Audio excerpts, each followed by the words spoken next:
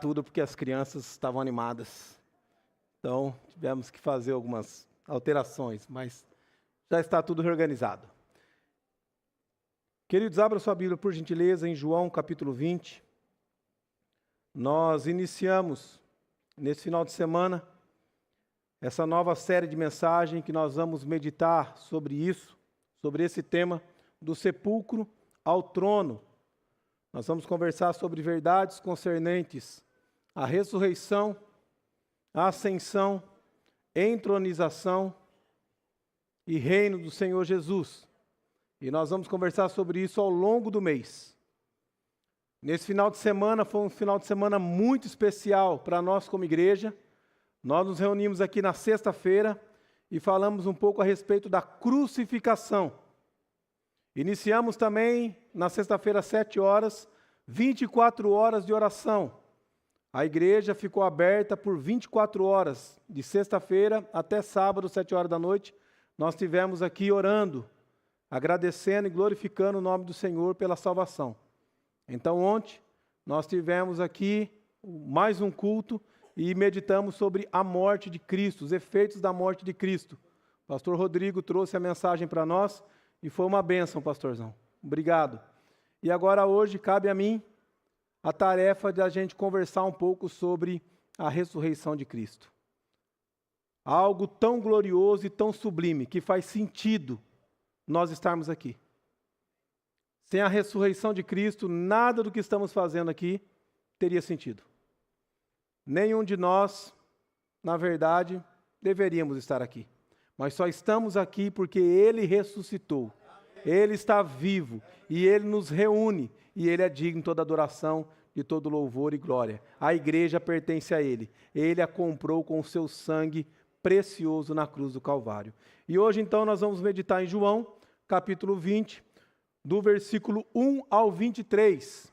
Por ser uma perícope extensa da nossa meditação, eu não vou fazer a leitura de todo o texto neste momento.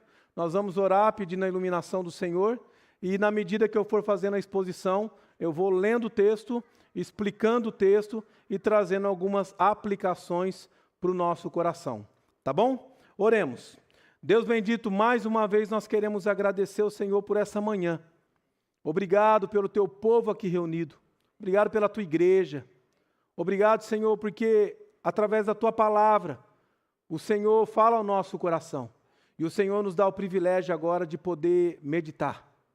Nós que já cantamos, expressamos ao Senhor o nosso amor, nós que já glorificamos a Ti com as nossas crianças, agora nós queremos calar a nossa voz, nós queremos silenciar os nossos atos e pensamentos, porque nós queremos ouvir a Tua voz.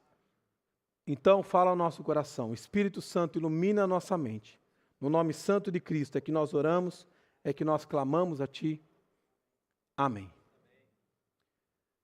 Imagine por alguns instantes um grupo de pessoas trancados dentro de uma casa em uma noite de grande tempestade. Lá fora só há escuridão, vento forte, barulhos terríveis. Assombrados por isso, todos estão trancafiados. O medo impera o coração de cada pessoa. E em silêncio, eles lutam com pensamentos variados na sua mente do que poderá ocorrer. A noite é tensa. Não sabe-se quando essa tempestade vai passar e se irá passar. Mas as horas vão passando, ainda o silêncio impera, até que alguém se levanta e abre a cortina da sala, e então um raio de luz adentra naquele local escuro, trazendo agora para aqueles que estão com medo, para aqueles que se sentem inseguros, esperança, alegria e renovo. Eles estão cientes que a tempestade passou. A escuridão foi tomada e dominada pela luz. agora eles podem sair, porque agora há um novo dia, seguro, debaixo da luz que brilha. Essa cena que nós criamos na nossa mente, ela reflete a imagem que nós encontramos em João capítulo 20. Essa noite que o povo de Deus vivia, as mulheres, Maria Madalena, as outras mulheres, Maria, Salomé ou Joana, os discípulos de Cristo, para eles era uma noite terrível, a pior noite da vida deles. Uma noite de tempestade interna, onde a mente, onde o coração deles era levado para a compreensão. É o fim. A cruz simboliza o fim de uma bela história. O sepulcro evidencia que a esperança acabou. Mas o dia iria amanhecer. Ainda em alta madrugada, uma luz iria raiar. E a esperança, a alegria, iria voltar a imperar nos corações. Porque o túmulo estaria vazio. O trono seria ocupado. Jesus Cristo ressuscitou. Como isso se deu? O primeiro versículo nos mostra claramente. Era domingo. O primeiro dia da semana. Maria Madalena foi ao sepulcro de madrugada, sendo ainda escuro, e viu que a pedra estava revolvida. Aqui a primeira coisa que nós precisamos perceber é que assim como os outros evangelhos, João ele deixa claro que o que está ocorrendo é o primeiro dia da semana, ou seja, é o domingo. E aqui já é uma ênfase onde todos os evangelistas, eles concordam. O dia singular do cristianismo é o domingo. É o primeiro dia da semana. Assim como Apocalipse capítulo 1, versículo 10 diz claramente, o domingo é o dia do Senhor, não é mais o sábado. O sábado não é mais o centro do culto da adoração, agora é o domingo, porque o domingo é o dia do renovo. O domingo é o dia da ressurreição de Cristo. Uma outra verdade que nós podemos observar nesse texto, e é importante observar, é que esse texto ele não se refere apenas a Maria Madalena. Ela não está sozinha. Se você observar os evangelhos paralelos, você verá que no evangelho de Mateus, há duas mulheres, Maria Madalena e a outra Maria. Já no evangelho de Marcos e Lucas, fala que há Maria Madalena, outra Maria, e no evangelho de Marcos fala que era Salomé, e no evangelho de Lucas fala que era Joana. Salomé e Joana é a mesma mulher. Então, o que João está dizendo aqui, mas ele está falando só sobre Maria Madalena. Se você olhar para o contexto posterior, no verso 2, você vai ver que quando elas retornam para casa para conversar com os discípulos, o que elas dizem é, e não sabemos onde o colocaram. Quem não sabe? As mulheres, por isso que está no plural, não está no singular. Se fosse apenas um testemunho de Maria Madalena, ela diria, e eu não sei aonde colocaram o corpo do mestre. O testemunho aqui é, nós não sabemos onde foi colocado o corpo do mestre. Então aqui, no primeiro dia da semana, Maria Madalena, assim como a outra Maria, Joana, elas estão caminhando alta madrugada, o coração abatido, a tristeza imperando, a mente confusa, porque segundo o evangelho de Mateus, diz que quando elas caminhavam rumo ao sepulcro, elas pensavam, como nós iremos remover a pedra? Uma pergunta muito importante, porque é uma pedra que pesa quase 2 toneladas. Como 3 mulheres removeriam? Mas essa confusão mental, ela se torna em algo tão perplexo, porque quando elas chegam, segundo o relato de João, a pedra já está removida. E o texto diz que elas voltam correndo. Olha o verso 2. Então correu e foi ter com Simão Pedro e com o outro discípulo. Aqui no caso o outro discípulo é João. João ele nunca traz o nome dele no Evangelho, ele sempre se apresenta na terceira pessoa. Então, e o outro discípulo, aí ele diz uma identidade dele, a quem Jesus amava. E disse-lhe: tiraram do sepulcro o Senhor, e não sabemos onde o puseram. Veja que aqueles homens agora que estão trancafiados, que passaram a noite de grande tempestade, mas essa noite ainda impera na mente e no coração deles, eles ouvem algo que pode até ser um reflexo de luz. Mas será que é a luz? Ou será que de fato roubaram o corpo de Cristo? Isso poderia ter ocorrido. Porque se você não sabe, era comum assalto nos sepulcros naqueles dias. Inclusive, havia uma pena capital para quem roubasse corpos nos sepulcros. Então elas não estão pensando em coisas que era inconcebível acontecer. Era inconcebível. Quem vai roubar um corpo? Já pensou nisso? Imagina uma conversa de bandido conversando, você rouba o quê? Eu roubo o banco. Você rouba o quê? Eu roubo o carro forte. E você? Eu roubo o defunto. Eu roubo o corpo no cemitério. Mas havia isso naqueles dias. Os discípulos, quando ouvem isso, Pedro e João, eles tomam coragem, Pedro impossível, e eles correm para ver se de fato o que está acontecendo. Será que essa mulher não ficou maluca? Como assim? O sepulcro está aberto, o corpo não está lá, eu preciso ver isso aí. E o texto, siga comigo a leitura. Saiu, pois, Pedro e o outro discípulo e foram ao sepulcro. Ambos corriam juntos. Aí, João aqui, eu acho que ele, de maneira orgulhosa, quer mostrar que ele tinha um corpo mais atlético, era mais fitness. E ele diz, mas o outro discípulo correu mais depressa do que Pedro. Olha aí. E chegou primeiro ao sepulcro. Parabéns, João. E abaixando-se, viu os lençóis de linho, todavia não entrou. Covarde. Então Simão Pedro seguiu, chegou e entrou no sepulcro. Ele também viu os lençóis e o lenço que estivera sobre a cabeça de Jesus, e que não estava com os lençóis, mas deixado num lugar à parte. Então entrou também o outro discípulo, que chegara primeiro ao sepulcro, e viu e creu.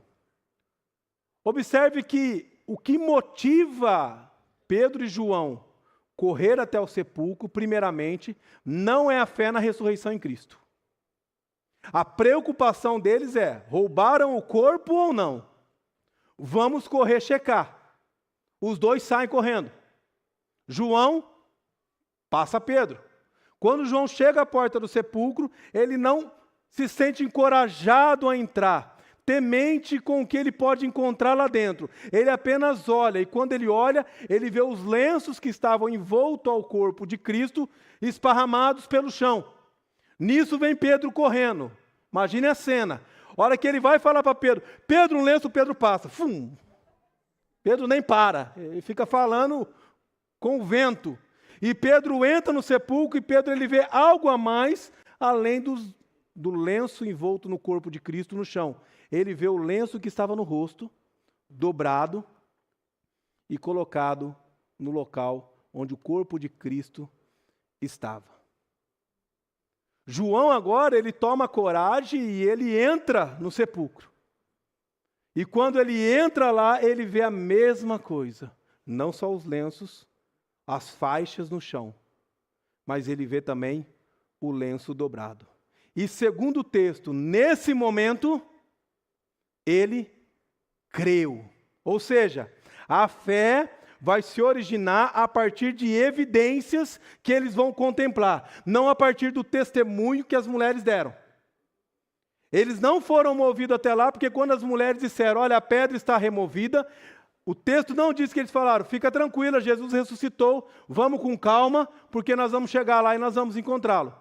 Ou melhor, nem precisa ir até lá porque ele não está lá, fica aqui, daqui a pouquinho ele aparece. Eles correm até lá porque eles querem evidência, o que está acontecendo. E quando eles chegam, eles veem algumas evidências. Esse lenço no chão, dobrado que estava no rosto, são as evidências. Por quê? Porque uma pessoa que fosse roubaram um corpo, ela não iria desenfaixar o corpo para levá-lo nu.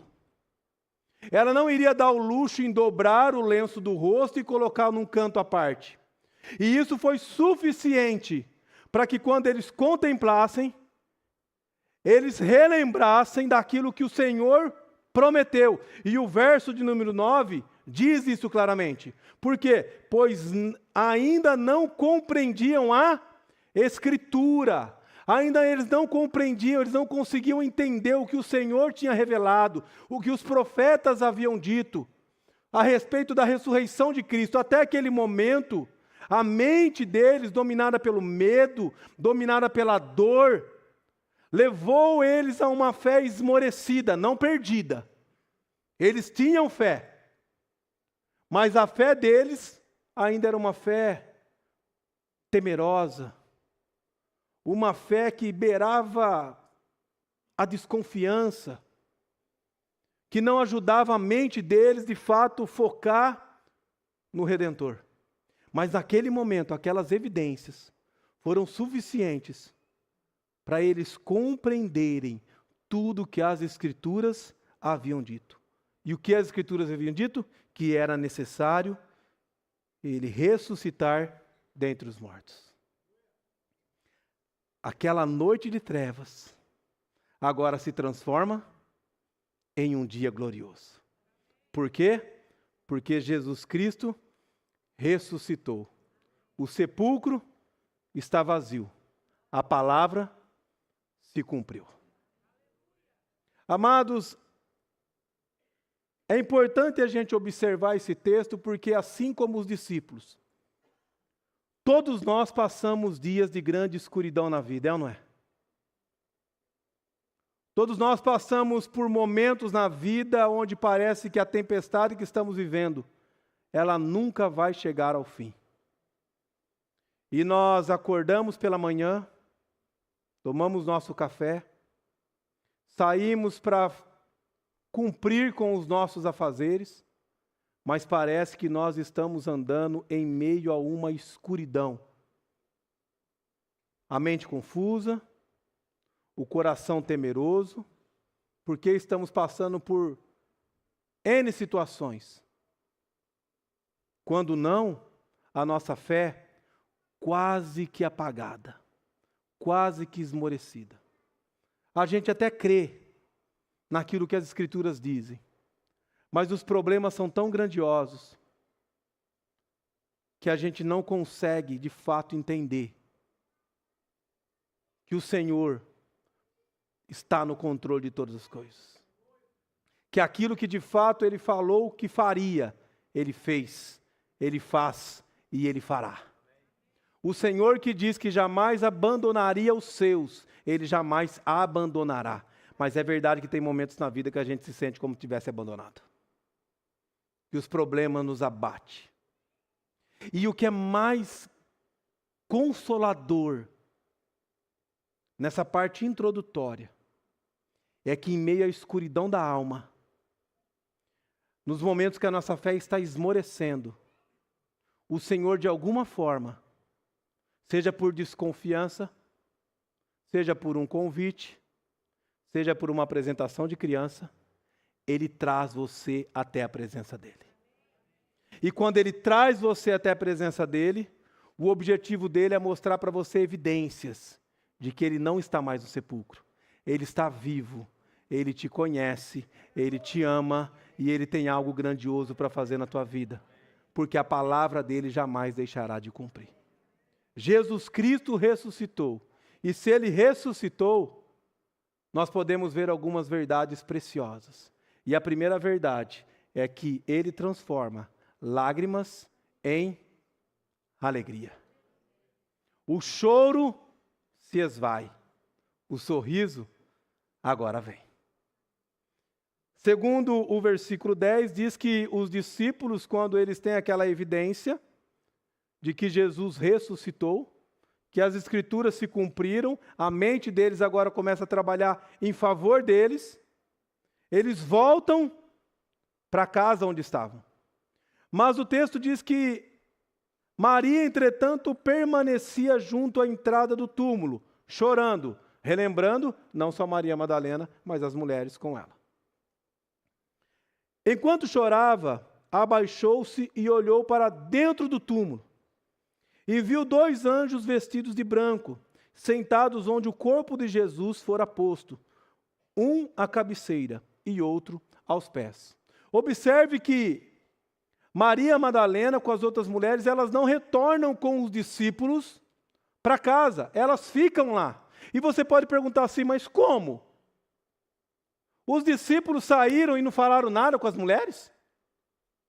Provavelmente eles disseram para elas, olha, as evidências que nós encontramos ali, as faixas no chão, o lenço dobrado, são evidências de que a profecia se cumpriu. Jesus Cristo ressuscitou. Mas aquelas mulheres estão tão imersas na dor, na angústia, por não ver o corpo do seu mestre, o corpo de Cristo, que elas permanecem ainda na escuridão do seu choro.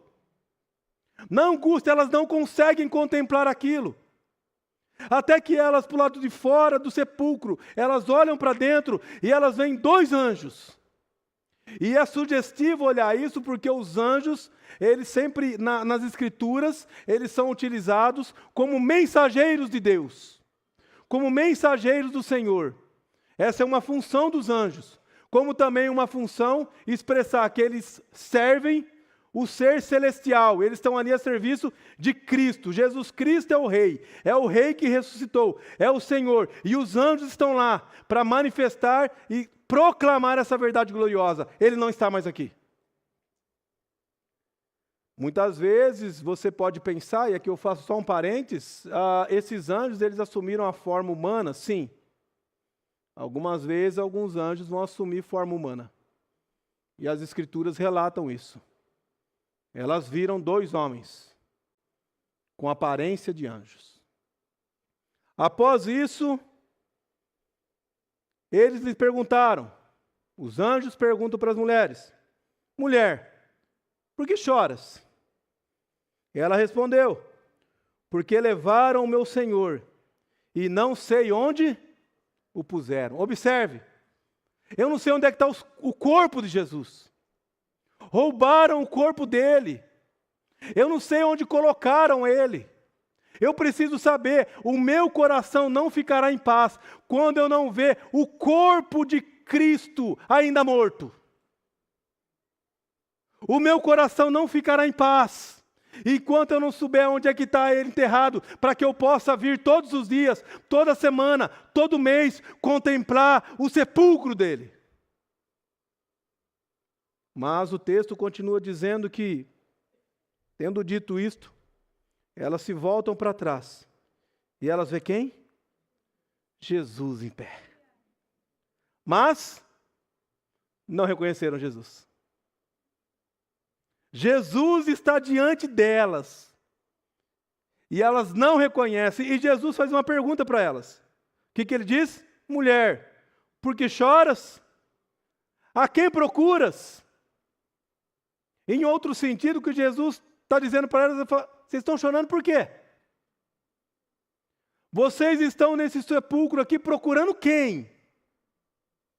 Elas vão responder. Ela, supondo ser ele o jardineiro, respondeu, Senhor, se tu tiraste, dize-me, onde puseste, e eu o levarei.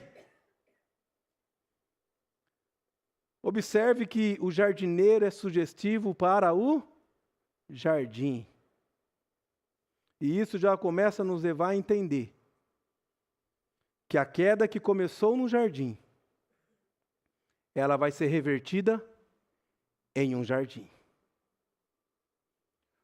O jardineiro, o primeiro jardineiro enviado ao mundo, o qual caiu, por meio do qual o pecado entrou no mundo, vai ser removido pelo segundo jardineiro, o segundo Adão, o Senhor dos Senhores. Mas elas não conseguem ver isso. Para elas é um simples jardineiro. Ele pergunta, questiona, mas a resposta é a mesma. Me diz onde é que está o corpo, eu quero pegar o corpo, eu quero colocar de volta aqui no sepulcro, eu quero fechar essa pedra, eu quero ficar aqui à frente, eu quero lamentar, eu quero viver meu luto, eu quero viver minha dor, diga para mim onde é que está o corpo. E aí, nesse momento, elas com os olhos fechados, Jesus diz o quê? Jesus disse, Maria. Ela voltando-se disse em hebraico, Rabone, que quer dizer mestre. João no capítulo 10 diz que o bom pastor chama suas ovelhas pelo nome. E elas o seguem, porque elas o ouvem.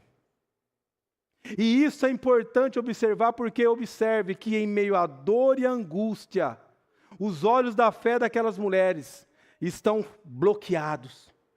Mesmo diante do Redentor, elas não conseguem identificá-lo. E você pode pensar, mas será que elas não identificam porque o corpo ressurreto de Cristo era um corpo diferente? É porque tinha uma aparência, uma forma diferente, que elas não conseguiam identificar ele? Não, o problema não está no corpo de Cristo. Não é nada diferente no corpo. São os olhos delas, que segundo os evangelistas paralelos, diz que estavam impedidos de reconhecer Jesus. Como que elas não reconheceriam eles? Elas andaram 3 anos com ele. Como não reconhecer uma pessoa que você teve um grau de intimidade com ela? O texto paralelo diz claramente, elas foram impedidas de reconhecer, até que esse desimpedimento, ele é anulado, ele é removido, apenas com uma palavra, quando o Senhor a chama pelo nome, Maria. Ela com as outras mulheres naquele momento, elas dizem Rabone, que não é apenas uma expressão de alguém que está diante de um mestre, mas aqui se constitui uma confissão de fé. Elas estão dizendo, meu Senhor, você está vivo. Meu Senhor, você ressuscitou. E agora as escamas dos olhos delas se caem, e elas conseguem contemplar o Salvador. Elas se prostram aos pés de Jesus, em atitude de servo, de aquele que está disposto a servi-lo. Elas querem agarrá-lo, elas querem segurá-lo, elas querem estar perto dele, elas não querem mais deixá-lo. E naquele momento Jesus diz o quê? Não me detenhas, porque ainda não subi para meu Pai, mas vai ter com os meus irmãos. Dize-lhes, subo para meu Pai e vosso Pai, para meu Deus e vosso Deus. Veja que Jesus vai mostrar para elas que ele não pode ser retido naquele momento, porque o reino dele não é físico, o reino dele é espiritual. Ele precisa subir e assumir o trono, de onde governará e reina até hoje, e continuará reinando até a sua volta gloriosa, por onde reinará perpetuamente entre nós. As mulheres entendem isso. E agora, com a fé renovada, com a fé restaurada, o Senhor diz a elas, vai lá, e diz para os seus irmãos. Aquela música de João 20 não sai da minha cabeça. Eu fico ouvindo, pregando aqui, lembrando dessa música. Vai lá e diz para os seus irmãos, ele não está mais aqui. O sepulcro está vazio. A promessa se cumpriu. Jesus Cristo ressuscitou. E então elas agora em obediência, cientes de que Ele é o Senhor, elas se submetem. E aquelas mulheres que até então choravam, se angustiavam, agora elas estão cheias de alegria, com a fé renovada, e agora são enviadas para a missão. Proclame para os seus irmãos. E o texto diz, então saiu Maria Madalena, anunciando aos discípulos, viu o Senhor e contava o que lhe disseram estas coisas. Irmãos, por que Jesus se manifestou primeiro para uma mulher? O testemunho de mulher era inválido. Uma mulher testemunhando não tinha peso nenhum. Com todo respeito às irmãs. As feministas dão aquela segurada.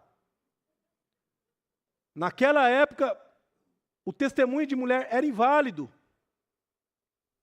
Mas sabe o que está acontecendo aqui?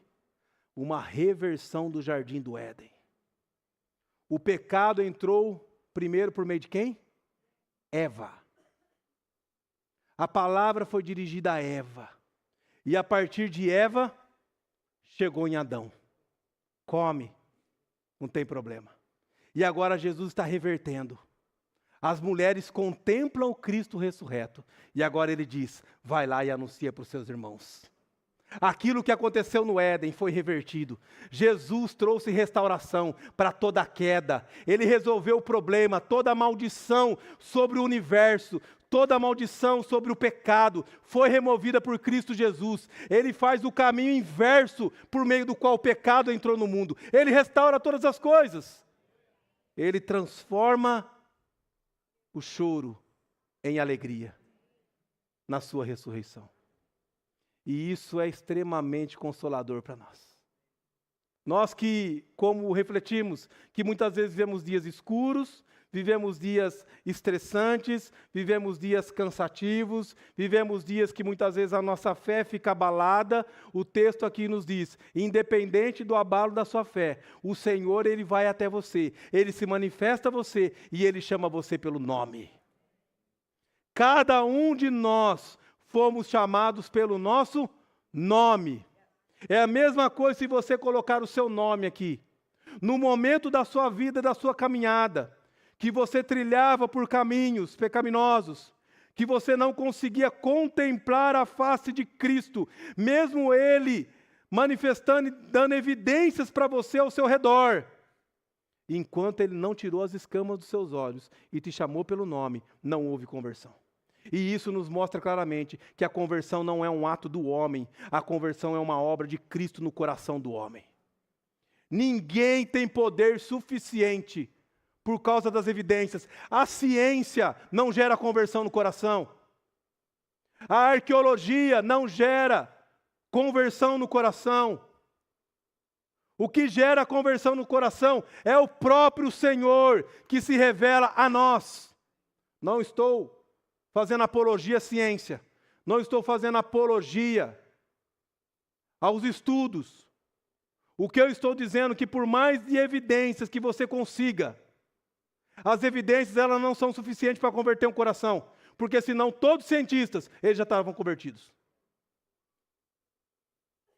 Todos que têm buscado compreender as evidências da ressurreição de Cristo, já teriam se rendido aos pés dele. Mas por que muitos não se rendem? Porque os seus olhos estão impedidos de ver o Senhor.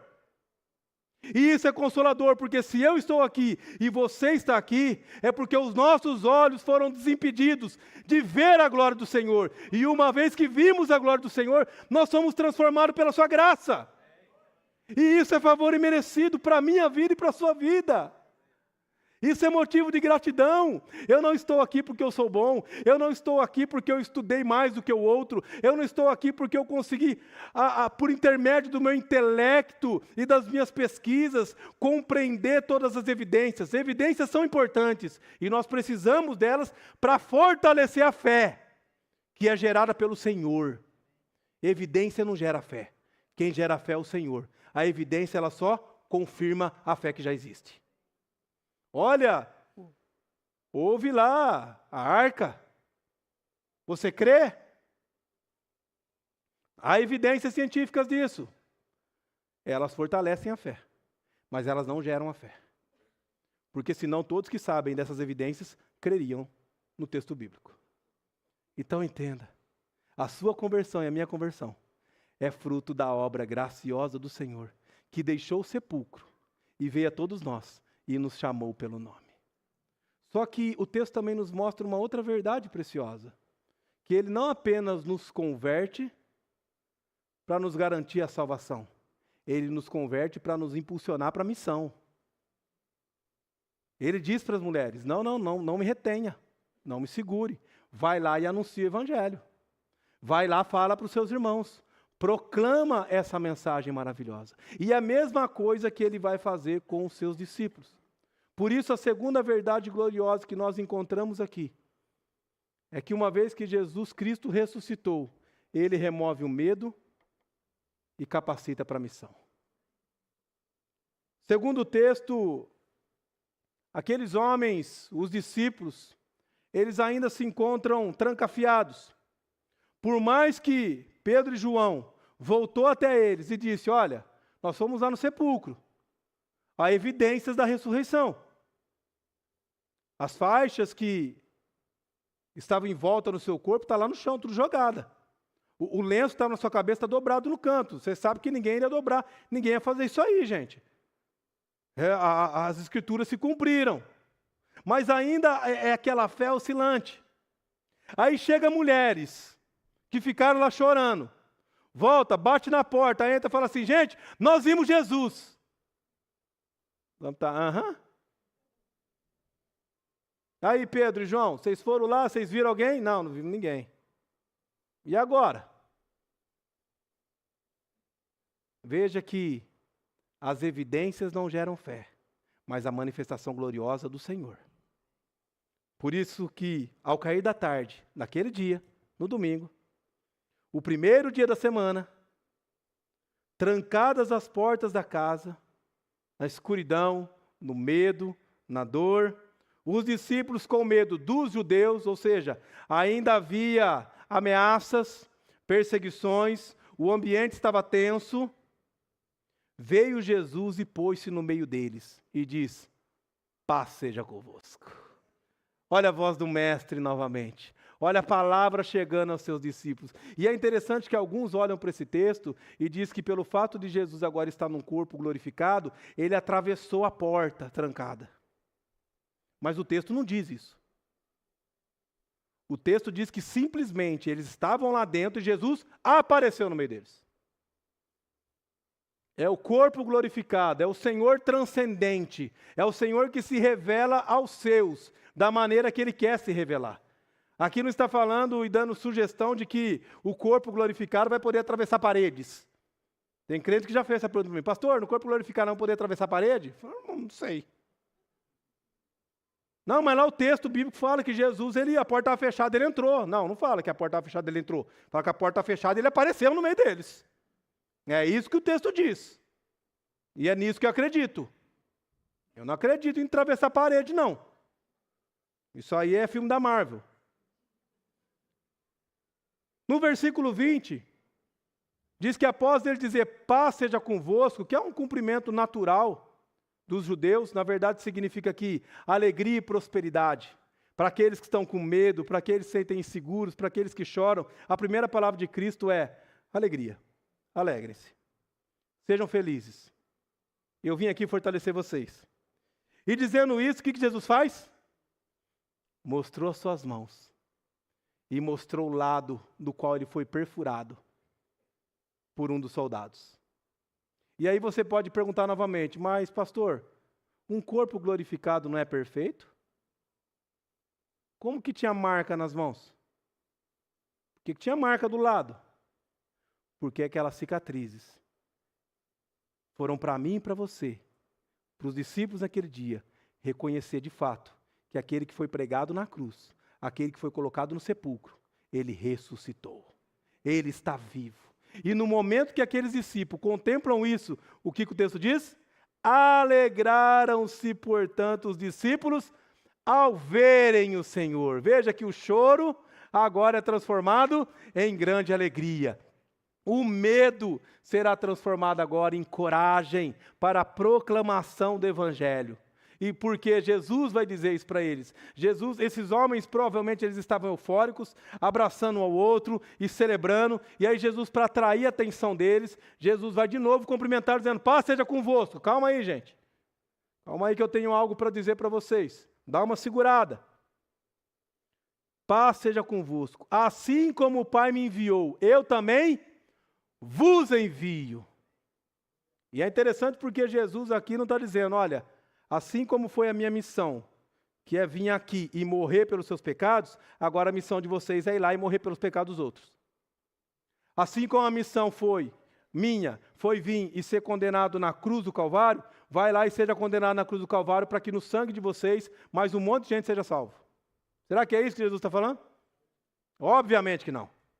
O que Jesus está falando, assim como o Pai me enviou para proclamar o reino de Deus, para proclamar as verdades gloriosas da salvação, assim eu vos envio. Vai, proclame essas verdades gloriosas. Digam a todos que eu ressuscitei, que eu estou vivo, que o reino de Deus está estabelecido entre vós.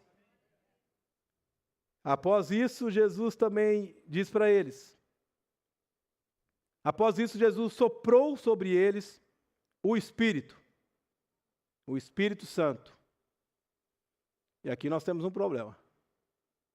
Porque o Espírito Santo vai ser derramado em Atos 2. E aí você pensa, mas espera aí, se soprou o Espírito, por que em Atos 2 derramou o Espírito? Que bagunça é essa? Na verdade, nós temos que olhar para todo o contexto a respeito do estudo a respeito do Espírito Santo e a sua ação do Antigo Testamento até o dia de Pentecostes. E nós sabemos, com base nisso, que até aquele momento, o Espírito Santo continuava agindo. Ele nunca deixou de agir, ele nunca deixou de estar nos escolhidos de Deus e capacitá-los para uma missão específica. Até que em Atos 2, então, eles iriam ser tomados pelo poder do Espírito. O que Jesus está dizendo aqui é: vocês que se sentem fracos, vocês que estão desencorajados, vocês que estão com medos, vocês precisam permanecer aqui em Jerusalém.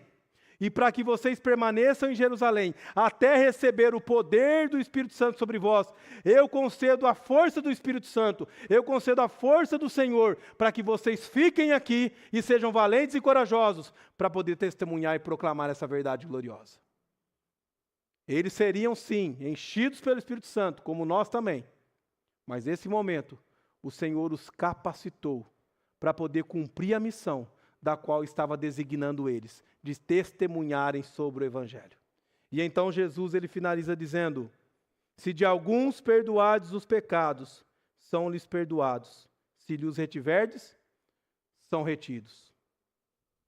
E o que Jesus está dizendo aqui não é que eles têm poder para perdoar pecado ou não. Como os romanistas extraíram desse texto e instituíram o dogma do confessionário,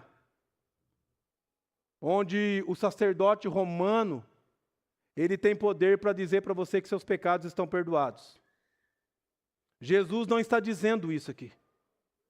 O que Jesus está dizendo é: vá, proclame o Evangelho no poder do Espírito Santo.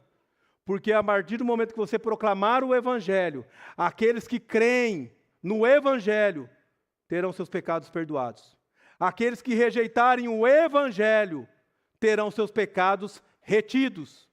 Não são eles que têm o poder de perdoar ou não. É o Evangelho, quando ele é proclamado, ele gera uma divisão. Ele gera duas posições: ou fé ou rejeição da fé.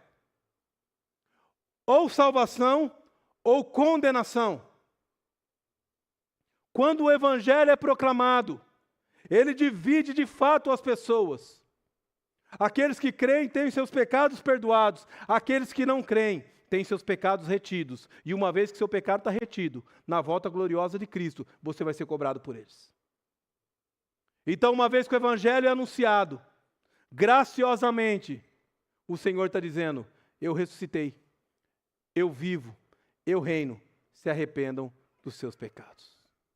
E é exatamente esse o nosso chamado hoje como igreja. Como nós já observamos, nenhum de nós que estamos aqui pela nossa capacidade intelectual. Estamos aqui porque decidimos por nós mesmos estarmos aqui. Nós estamos aqui porque um dia o Senhor se revelou a nós, assim como ele se revelou àquelas mulheres, assim como ele se revelou aos seus discípulos. E isso é importante compreender, porque o Senhor que gera a salvação é o Senhor que nos capacita para a missão. Tudo vem dele e tudo é para a glória dele. Então eu que fui transformado pelo Senhor, hoje, através do poder do Senhor, eu sou capacitado pelo Senhor. Para quê? Para anunciar e proclamar o Evangelho. Você entrou aqui nessa manhã e ninguém entra numa igreja desavisado. Todos entram pela porta de uma igreja, conduzidos pelo poder do Senhor. E se você entrou aqui nessa manhã, é porque o Senhor, ele quer se revelar ao seu coração. Hoje ele te chama pelo nome. Hoje ele se revela a você através da sua palavra.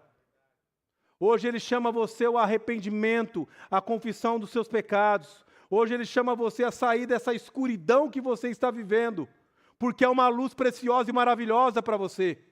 Hoje Ele chama você a deixar o sepulcro do pecado, a deixar o sepulcro do medo, a deixar o sepulcro da ansiedade, do sofrimento, da dor e da angústia, e abraçar a luz da glória de Cristo, e provar de renovação da tua vida, e sair por essa porta, transformado, motivado e capacitado para dizer pelos 4 cantos da terra e por onde você passar: Ele vive, Ele reina, o sepulcro está vazio, Ele ocupou o trono, Ele é o nosso Senhor, a Ele seja toda a honra e toda a glória e toda a adoração. Amados, eu quero concluir essa mensagem relembrando você que uma vez que Jesus Cristo ressuscitou, nós olhamos para o sepulcro e sabemos que Ele não está lá. O sepulcro está vazio. Nós olhamos para a cruz e Ele não está lá. Mas ao olhar para o trono, tem a plena convicção, Ele está lá. Em Apocalipse, capítulo 5, diz que a visão de João é que aquele que está sentado no trono tinha um livro na sua mão escrito por fora e por dentro. Ou seja, é o plano do Senhor para a humanidade, para a história da humanidade. Escrito completamente, mas ele estava selado. Porque nenhum digno foi encontrado para abrir os 7 selos do livro, para dar continuidade no plano do Senhor. Até que eles olharam e viram alguém semelhante a um cordeiro tendo sido morto. E ele chegou e tomou o livro. Ele é o leão da tribo de Judá. Ele é o rei dos reis. Ele é o Senhor dos senhores. E agora ele começou a desatar os selos. E o plano redentivo está caminhando. Está sendo conduzido. É verdade que hoje, mesmo cientes dessa verdade, ainda choramos, ainda passamos por dores, por sofrimentos, porque nós somos pecadores, mas redimidos pela cruz de Cristo. Mas esse que hoje enxuga as nossas lágrimas e nos dá a plena convicção de que nele nós temos a vida eterna, é o mesmo que um dia voltará. E quando ele voltar, toda lágrima dos nossos olhos serão enxugadas. Não haverá dor, não haverá choro, não haverá luto, porque as primeiras coisas passaram. Eis que tudo se faz novo. O Senhor que ressuscitou, o Senhor que reina, Ele nos ama, Ele nos transforma, Ele nos capacita, Ele nos envia, Ele gera alegria para o nosso coração e a certeza de que somos salvos hoje e seremos por toda a eternidade, por causa do seu sangue, por causa da sua graça. Então a Ele toda a honra, a Ele toda a glória. Oremos, queridos. Curva a tua cabeça, fecha os teus olhos. Deus bendito, nós queremos agradecer ao Senhor, porque é cientes da verdade de que o Senhor vive e reina, é que nós podemos crer no amanhã. É certo de que o Senhor vive, o Senhor reina. Não há temor no nosso coração e desespero, mas certeza de que o amanhã, o nosso futuro está nas tuas mãos. E o futuro do Senhor já foi determinado para as nossas vidas. É a glória eterna. Por isso nós queremos agradecer e te louvar. Obrigado, Senhor, porque a tua verdade revela claramente que o sepulcro está vazio. A palavra do Senhor se cumpriu. Jesus Cristo ressuscitou. Jesus Cristo vive. Ele reina. E a Ele toda a honra, toda a glória e exaltação. Por isso nós glorificamos o teu nome. Nós exaltamos o Senhor. Hoje e para todos sempre. Amém. Aleluia. Queridos, eu quero chamar os presbíteros aqui à frente. Nós vamos nesse momento celebrar a ceia. Quero chamar o pastor Rodrigo.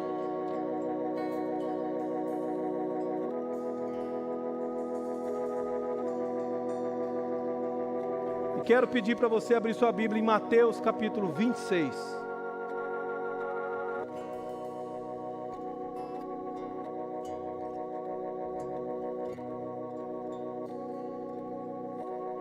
Mateus capítulo 26, do versículo 26 em diante.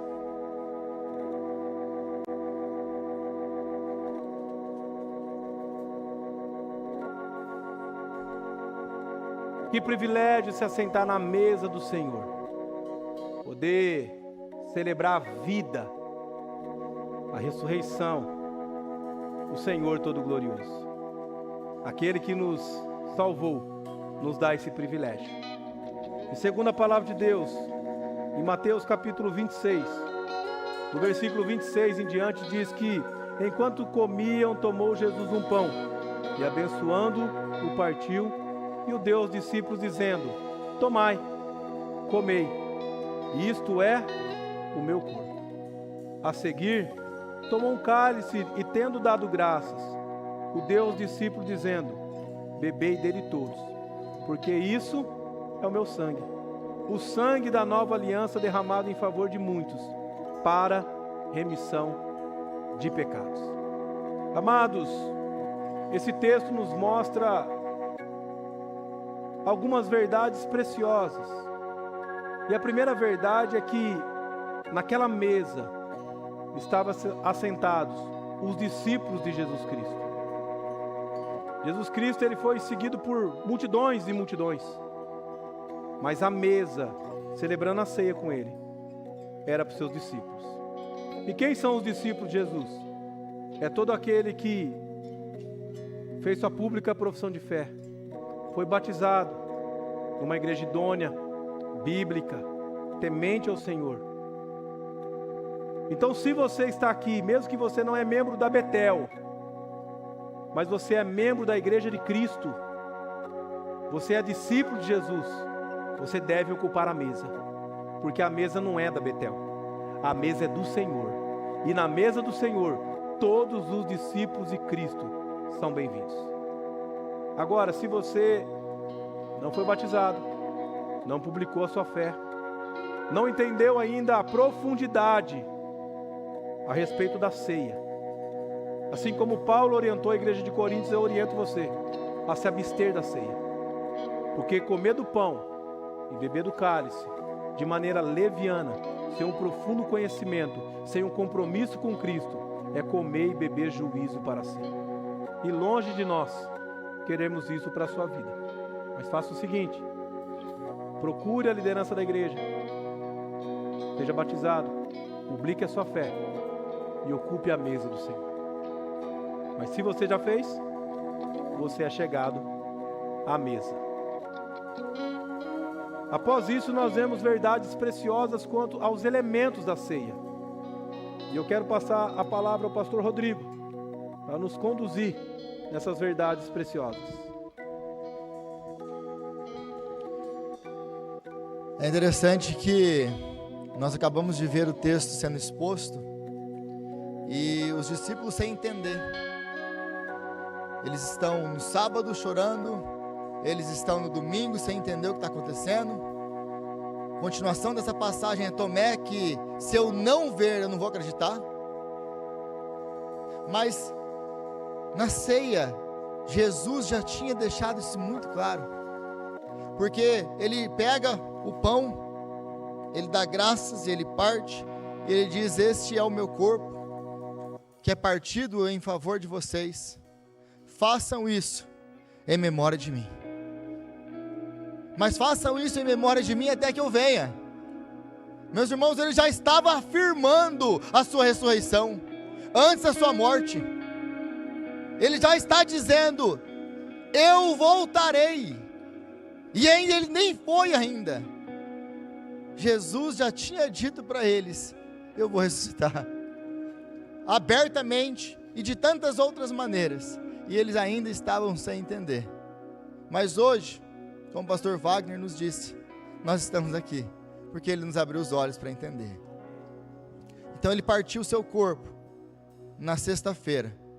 O seu lado foi furado, o seu sangue foi derramado, para que hoje nós pudéssemos estar aqui, porque nenhum de nós é digno dessa mesa. Mas essa era a única maneira de que nós pudéssemos ler o que nós acabamos de ler hoje. Eu volto para o meu Pai e Pai de vocês. Eu volto para o meu Deus e Deus de vocês. Ele nos fez filhos. Agora, o Deus Todo-Poderoso é o nosso Deus e o nosso Pai, para sempre. E da mesma forma, Ele tomou o cálice e Ele deu graças e disse: tomai dele todos e bebei, porque esse é o sangue da nova e eterna aliança. Sangue da nova e eterna aliança. Em contraste com o sangue derramado por animais que eram incapazes de perdoar pecado. Mas o sangue de Jesus, Ele perdoa. Ele é o sacrifício perfeito. É Ele que tem eficácia para nos limpar dos nossos pecados. E é por isso que nós podemos aqui hoje estar adorando o Senhor, porque Ele com o seu sangue abriu o caminho, rasgou o véu. Meus irmãos, o culto a Deus só é possível por causa disso que nós estamos comemorando aqui. Ele se entregou, Ele abriu o caminho.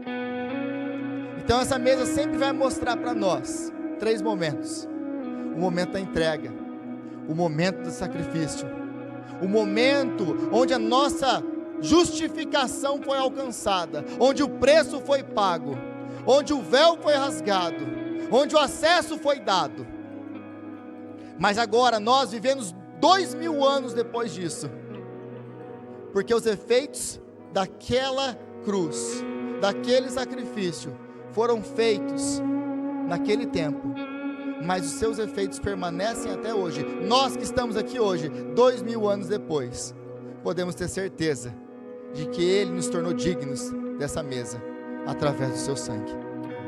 Mas Ele aponta para um outro momento, para um futuro, o dia que Ele disse: façam isso em memória de mim, até que eu volte.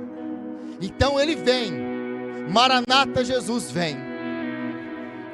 A mesa do Senhor é uma lembrança, meus irmãos, esse mundo não é tudo. Nós aguardamos o dia que Ele vem. Aleluia. E Ele disse que Ele morreria, Ele morreu. Ele disse que Ele ressuscitaria, Ele ressuscitou. Ele disse que Ele voltaria, e nós o aguardamos com fé, para que naquele dia nós estaremos com Ele para sempre. E então cearemos todos com Ele, e Ele ministrará essa mesa. Então esse é o momento, meus irmãos, que nós temos o privilégio de partilhar do pão que representa o corpo, do suco que representa o sangue derramado por nós, em favor de nós. Eu gostaria de orar com você. Senhor, nós te exaltamos, ó Pai, por esse grande privilégio que o Senhor nos deu, em Cristo Jesus, de sermos chamados os seus filhos, de sermos chamados filhos do Deus Altíssimo, de termos a certeza de que Tu és o nosso Deus. Oh Deus, obrigado. Obrigado, Jesus, por abrir o caminho para nós, da adoração. Senhor Jesus, nós te louvamos pelo Teu grande sacrifício. Nós te louvamos pelo Teu grande amor. E nós consagramos agora o suco de uva e consagramos agora o pão, tirando ele do uso comum para o uso santo desse momento santo. Oh Deus, obrigado. Louvado seja o Teu santo nome. Obrigado. Nós te adoramos, Jesus. Nós te adoramos. Os nossos presbíteros, eles vão se colocar, e você vem, e você receba dos seus elementos, você volte para o seu lugar, e você não coma, porque nós todos cearemos juntos.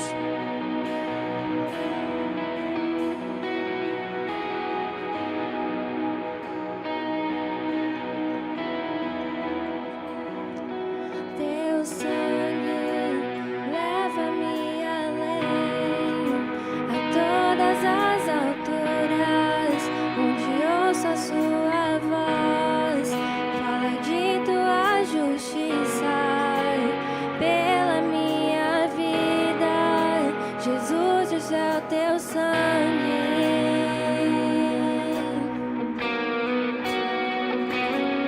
tua cruz, mostra tua graça, fala do amor do Pai, que prepara para nós um caminho para Ele, onde posso me achegar somente pelo sangue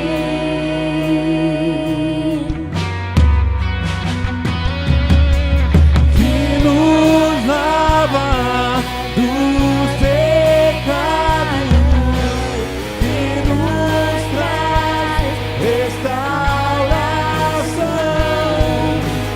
Nada além do sangue, nada além do sangue de Jesus,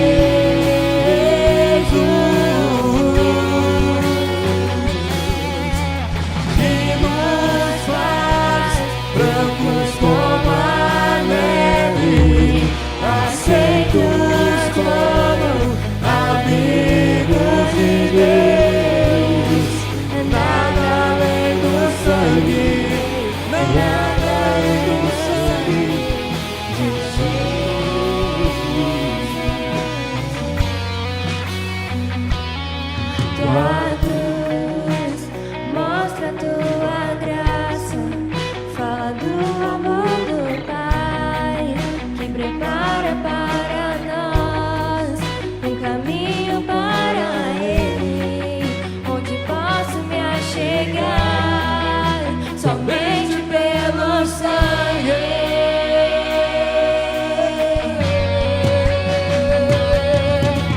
Que nos lava dos pecados, que nos traz restauração.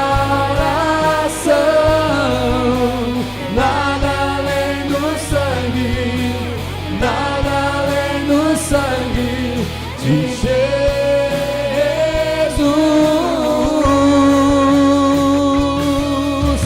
que nos faz brancos como a neve, aceitos como amigos de Deus. Nada além do sangue, nada além do sangue de Jesus. Então diga: eu sou livre,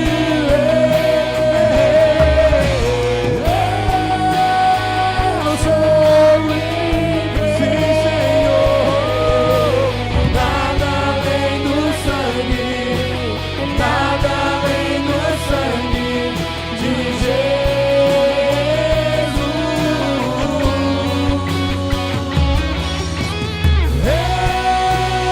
Eu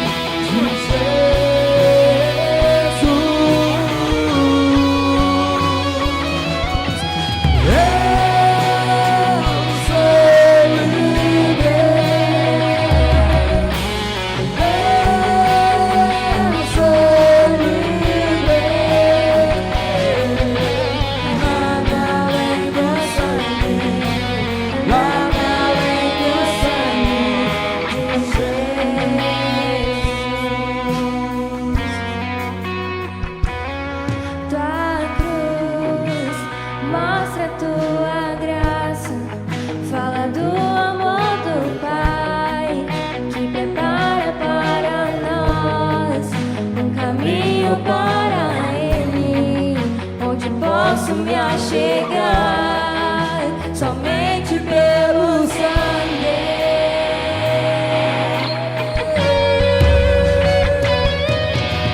Que nos lava dos pecados, que nos traz restauração. Nada além do sangue, nada além do sangue de Jesus,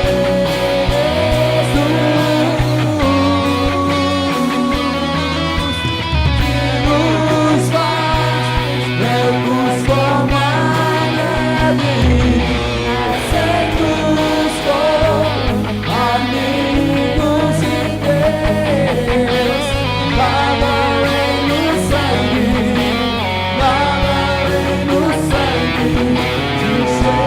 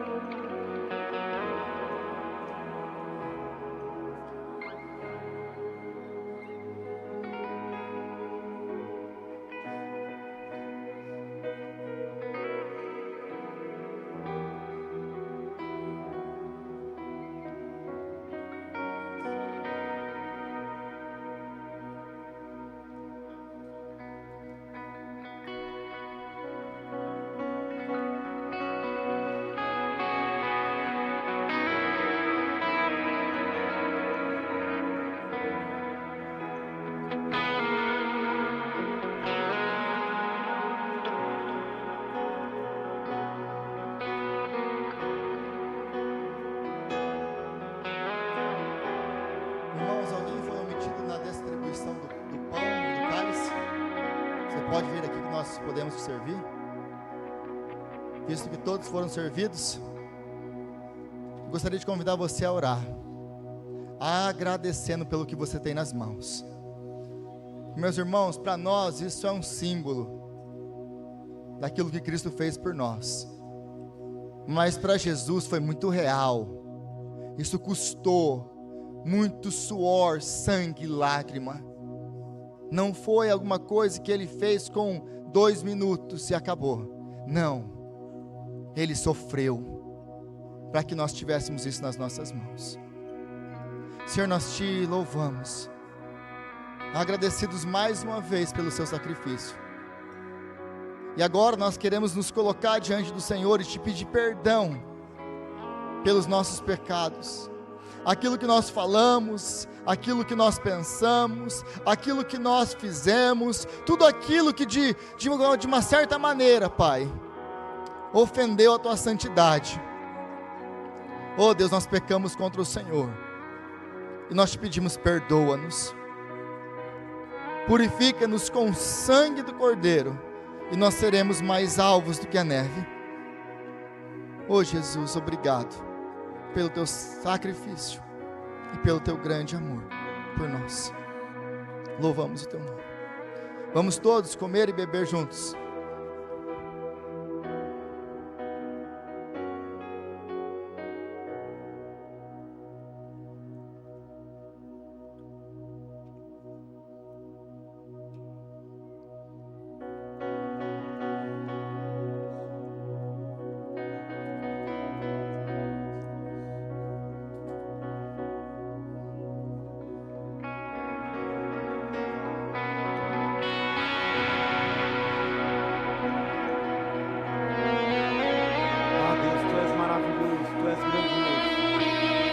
Obrigado por esse tempo sublime, tão precioso para o nosso coração, que é nos assentarmos à tua mesa, que é podermos ceiar contigo, certos de que estamos celebrando a tua vida, a vitória na cruz do Calvário. O Senhor reina hoje e reinará para todo sempre. Por isso a ti seja dada toda a honra, toda a glória. No nome santo de Cristo, amém. Queridos, o meu desejo é que você tenha uma semana cheia da presença do Senhor. Eu quero impetrar a bênção sobre a sua vida, antes de você deixar esse templo. E que ao sair você possa de fato colocar em prática, viver essa verdade, consciente de que o Senhor transforma lágrimas em alegria. O Senhor nos encoraja para a missão. Receba a bênção. E agora, amada igreja, que a graça e a paz do Senhor Jesus, que o amor incondicional de nosso eterno Deus e Pai, que a comunhão e as consolações do teu Santo Espírito seja convosco, com todo o povo de Deus, hoje e para todos sempre.